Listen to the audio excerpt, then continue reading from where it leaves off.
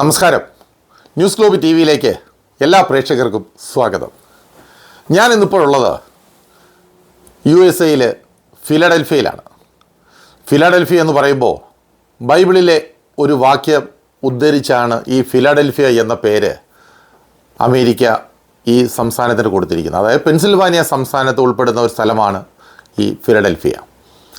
സമ്പന്നമായ ഈ രാജ്യത്ത് നമ്മൾ നോക്കുമ്പോൾ ഇവിടെ നമ്മുടെ നാട്ടിൽ കഞ്ചാവ് കച്ചവടം, MDMA, സ്റ്റാമ്പ് തുടങ്ങിയ മാരകമായ രാസപദാർത്ഥങ്ങൾ ഉപയോഗിക്കുന്ന കാഴ്ചകളും അത് ദിവസേന എന്നോളം റെയ്ഡ് ചെയ്ത് പല സ്ഥലങ്ങളിൽ നിന്ന് പിടിക്കുന്നതും കുട്ടികളത് വിഴുങ്ങുന്നതും സ്കൂൾ കുട്ടികൾ മുതൽ മുകളിലോട്ടുള്ള ആളുകൾ ഏറ്റവും കൂടുതൽ അത് മാരകമായിരിക്കുന്നത് സ്കൂൾ കുട്ടികളിലും കോളേജ് കുട്ടികളിലുമാണ്.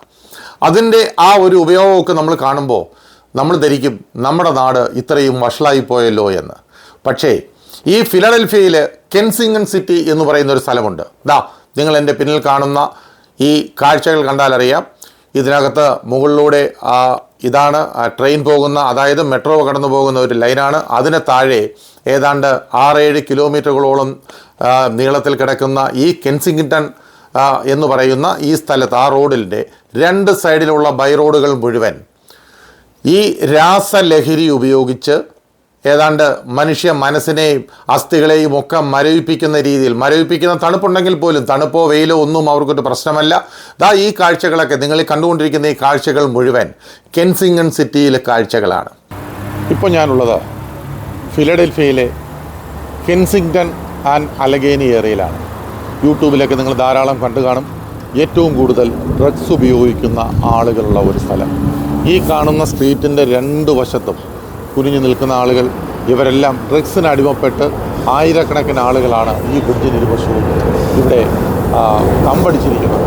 ഇതിൽ പല ആളുകളെയും സിറ്റി ഇടപെട്ട് കൊണ്ടുപോകുന്നു എന്നുണ്ടെങ്കിലും ഇപ്പോഴും ഏത് സമയത്തും ഈ കൊടും തണുപ്പിൽ പോലും ആളുകൾ ഇവിടെ ഇങ്ങനെ ഒരുപാട് വന്ന് ഈ 2 സൈഡിലും ഡ്രഗ്സ് ഉപയോഗിക്കുന്നു. അത് ഏതൊക്കെയാണെന്ന് ചോദിച്ചാൽ ലോകത്ത് കിട്ടാവുന്ന എല്ലാ ഡ്രഗ്സുകളും വളരെ സുലഭമായി കിട്ടുന്ന ഒരു സ്ഥലം.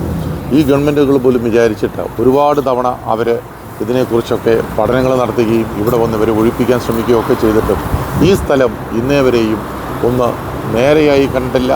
അങ്ങനെ ഇവിടെയുള്ള പല ഷോപ്പുകൾ കണ്ടാലും തന്നെ അറിയാം, ഈ കാണുന്ന ഷോപ്പുകൾ മുഴുവൻ അടഞ്ഞു കിടക്കുകയാണ്. കാരണം ആളുകൾക്ക് പേടിയാണ്.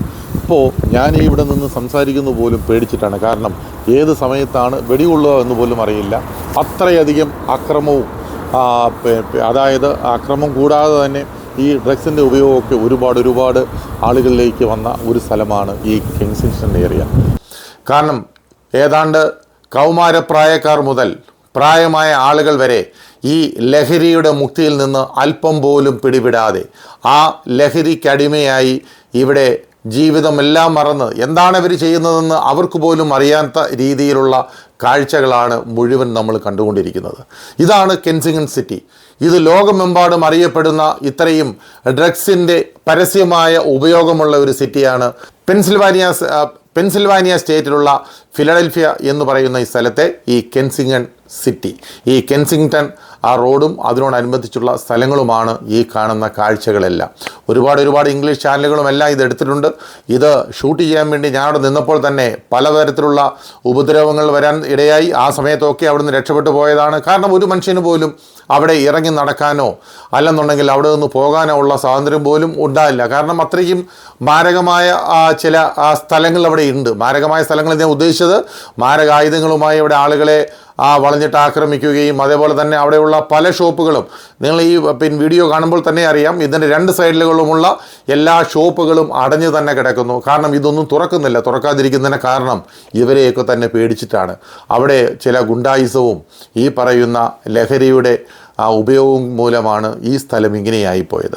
നമ്മുടെ നാട്ടിൽ 2 ഗ്രാമോ 1 ഗ്രാമോ കഞ്ചാവോ ഒക്കെ പിടിക്കുമ്പോൾ അത് വലിയ കൊട്ടിഘോഷിക്കുന്ന പത്രമാധ്യമങ്ങളെ അല്ല നമുക്ക് ആവശ്യം. നമ്മുടെ നാട്ടിലും ഇതേപോലെ ഈ രാസലഹരി ഉപയോഗിക്കാതിരിക്കാൻ കുട്ടികൾക്ക് അല്ലെന്നുണ്ടെങ്കിൽ കൗമാരക്കാർക്കും ഒക്കെ ഈ രാസലഹരി ഉപയോഗിക്കാതിരിക്കാൻ നമ്മൾ ശ്രദ്ധിക്കണം. ഇല്ലെങ്കിൽ ഭാവിയിൽ കേരളവും ഒരു കെൻസിംഗ്ടൺ സിറ്റിയായി മാറാൻ സാധ്യതയുണ്ട്.